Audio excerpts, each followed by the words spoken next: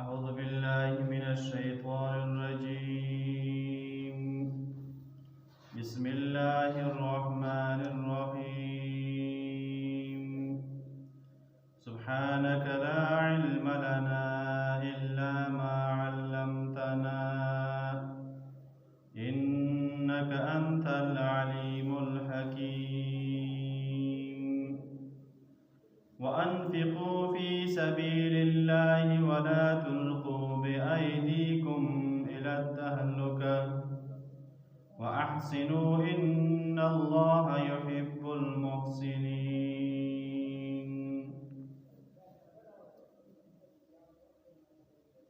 مخکیت کی اللہ رب العزت د اشهر حرم یعنی د عزت والا میاشتو او همدارنګې د عزت والا کوم ځایونه دي د هغو ذکر او بیان یې وکړ او بل داسې کوم دغه د عزت والا میاشتې دي په دې کې به مسلمانان چا سره ظلم زیاتی نه کوي او که بالفرض دا کافر نه سنبلیدلو او دوی د عزت میاشتو خیال هم نه ساتل او همدارنګې کوم عزتمند مواضع او ځایونه دي د هغوی هم لحاظ نه ساتل نو بیا مسلمانانو ته هم الله رب العزت اجازت ورکړی دی چې تاسو د هغو سره جهاد وکړو او دوی د دغه کوم ظلم زیاتی کوي او دوی نه دوی منع کړو او د دوی لاسونه بند کړو او د نن آیات کې چې وانفقوا فی سبیل الله ولا تلقوا بأیدیکم الی التهلکة تاسو د الله تعالی په لاره کې انفاق او خرچه وکړو او خپل ځانونه په خپله باندې هلاکت تما شو. د آیات مقصد څه شو چې وانفقوا فی سبیل الله مفسرین ذکر کوي علما ذکر کوي چې وانفقوا فی سبیل الله نه مراد ټول نه اعلاکم سبیل الله کې رسید الله تعالی په لاره کې رسي هغه جهاد لري جهاد لپاره خپل مال او جان وخت درې وړه لګول د لازمي دي او که بیا دغه وخت او جان نه وي نو مال لګول د بعینه ډېر ضروري دي چې هر یو مسلمان دپاره دا لازمي چې د جهاد کې څه نه څه حصه اخیستي وي ځکه دغه جهاد یو داسې عمل دی چې څومره د دین اسلام دی دغه جهاد د دین اسلام دپاره او همدارنګې جوماتونو مدرسو او مرکزونو دپاره او همدارنګې د مسلمانانو ملکونو او مرکزونو دپاره حرمین او شریفین وغیره ټول د عزت او رجیل او ټول لپاره دا یو ترګ حیثیت لري یو ګنډهدار یا خاردار تار حیثیت لري چې کله جهاد نه وي نو بیا مسلمانان دین اسم نشي کولی په قراره باندې خو چې کله جهاد وي نو مسلمانان ټول خپل دین او همدارنګې د ښځو او نارینه او زنانو ټول عزت پرده د بیا هر څه په امن کې وي نو ځکه دې کې هم ذکر کوي چې وانفقوا فی سبیل الله یو مقصد دا دویم دا چې وانفقوا فی سبیل الله تاسو د الله تعالی کوم تاسو مې لازمي فرضي او وجوبي حقونه دي هغه ادا کړو لکه زکات شول نو دا به کوم د چا باندې لازمي وي صاحب نصاب وي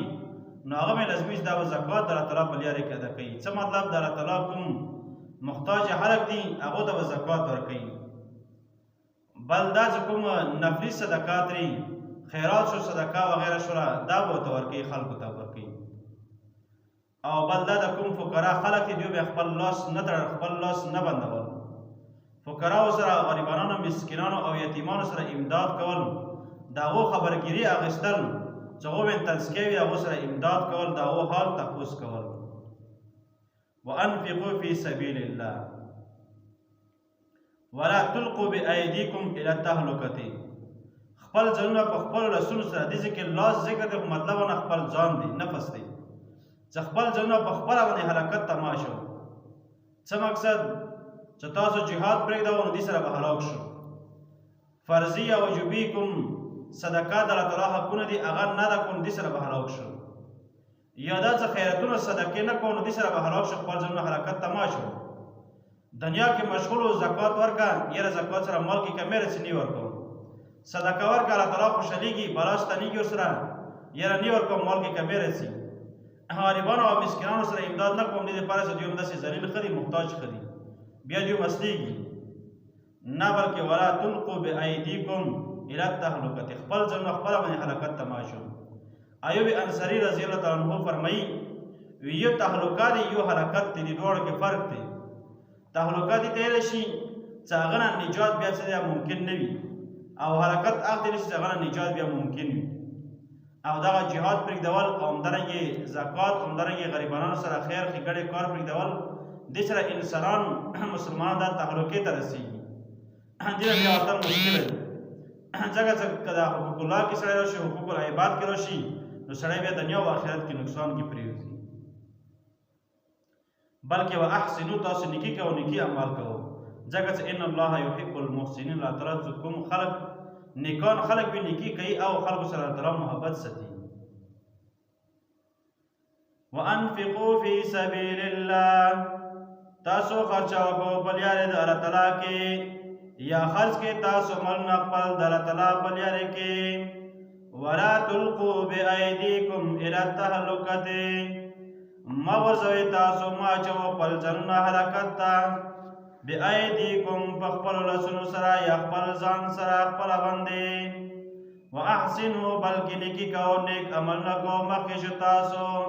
فاستبقوا الخیرات، نیکي کوونکي. ان الله یحب المحسنین،